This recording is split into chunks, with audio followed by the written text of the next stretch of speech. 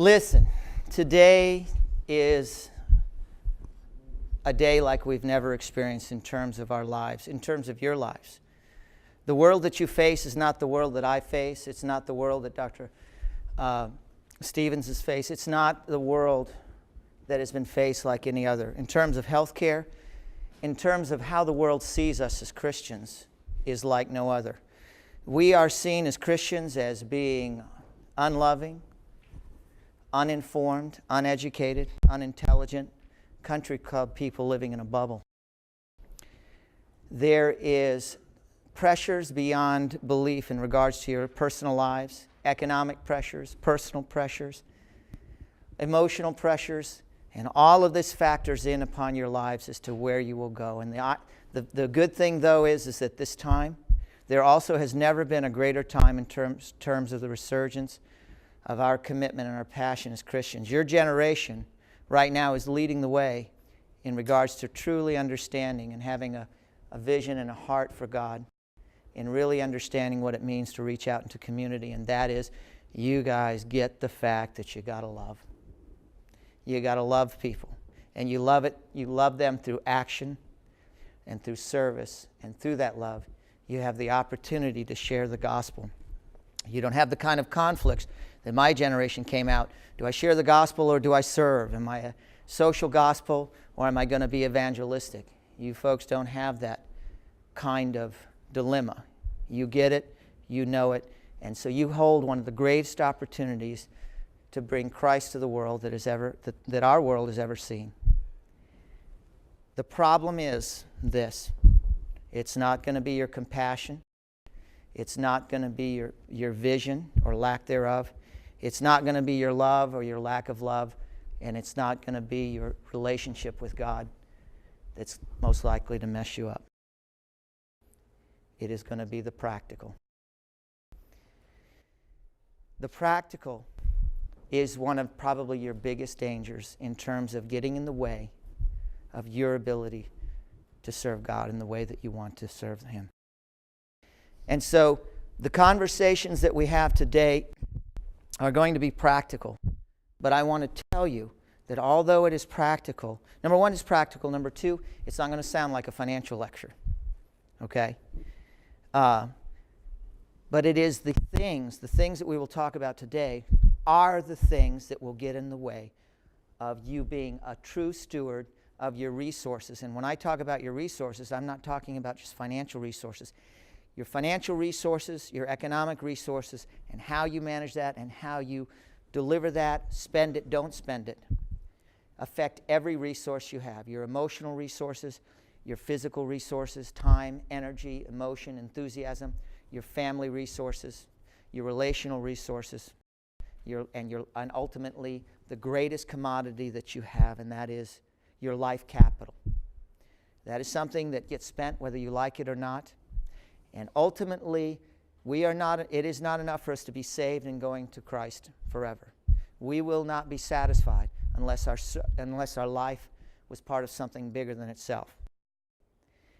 These are the things that call me to talk to you. These are the things that make the things that we're talking about today so crucial for you. So what are the 10 major reasons doctors fail? Well, first of all, let's step back and say what is important in our lives, because the big picture is why our finance is important. Number one, it is important for us to have a goal to live within our means and reach a point of personal and economic freedom, which allows you to be available for God's purpose. If you are not available, if you don't have the resources, if you're weighed down in debt, if you're weighed down in expenses, if you're weighed down in complications, you will not have the time or the energy, the resources to serve God. And two, in practical terms, you have an obligation to provide for yourself, your spouse, if you're married, your children, and your value systems.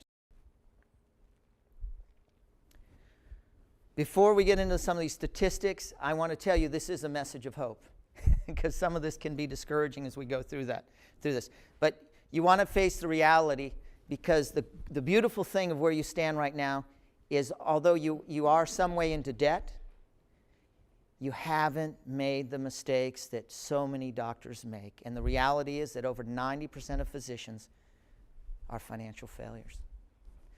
Now, how do I define that? Because that came out of research by the Economic Association of Health Professionals. And it's not defined as you're necessarily living in a mobile home park, although I've had doctors come to me that were, or that you're destitute, but you're not able to maintain the lifestyle that you had while you were working when you stopped working. And you're not able to do the things that you wanted to do because of economic limitations. The reality, physicians experience a high degree of bankruptcy, divorce, alienation from children, depression, suicide, early death, and poor health. So the picture that we have of our lives is the picture that you have of a doctor's life that's been taught to you even before you became a doctor is a fallacy. Now, that doesn't mean that there's not fantastic doctors that are making a gazillion dollars and they've got the big life, but that is the exception, not the rule. So it's important to understand the facts and the dilemmas that you face and the pressures that you're going to be involved in. Here, a doctor has a doctor's lifetime economic savings capacity or potential, as represented by this block, gets narrowed because you have a later start. Isn't that right? So we study longer. We are in school longer. We're in residency longer. We're in fellowship longer. And in fact, as we go along in this process, all of our friends get out into the world and they have nice homes and they have nice cars and they have decent lives. And you're still living like you're a college kid with your TV on, cinder blocks and a board, right? And there's a pressure that creates in the family, this deferred gratification.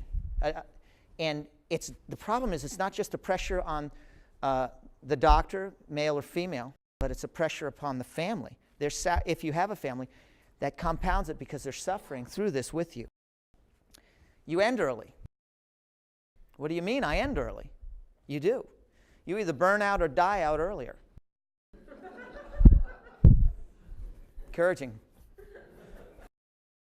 Aren't you glad I was the last conversation of the day? Our income is being reduced, right? I just went to a group. I was tempted to go back home in St. Petersburg. They offered me a terrible contract last year. This year they offered me a great one, and it was a fantastic group that's been around since 1956, multi-specialty. They just got bought out by the Borg, Baycare in the St. Petersburg area, because they're consuming everybody because they negotiated 25% more in their contracts, and they were able to limit the cost of general overhead to 12%. And in this group, their general overhead had gotten up to 25% because their ancillaries, which is your major source of additional income besides your time, was going down, down, down. And it's a trend that's happening. And so as you get out into the business world and the business world of medicine, these are the things that you have to be concerned, but we have reduced income. And then ultimately we have lifestyle pressures.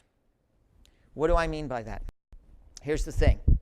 There's this pattern that you go through with this delayed gratification, and your family has suffered this with you, and you've gone through, and as you've gone through training, you see your attendings, and you see the specialists, and they have these homes, and they have these cars, and they have these lifestyles, and you've deferred forever, and everybody's sacrificed, and you finally graduate, and you go, oh my goodness, I'm here, and this is what I aim for, and I deserve this, I've sacrificed, and your wife says, or your husband says, yes, you do deserve this, we deserve this.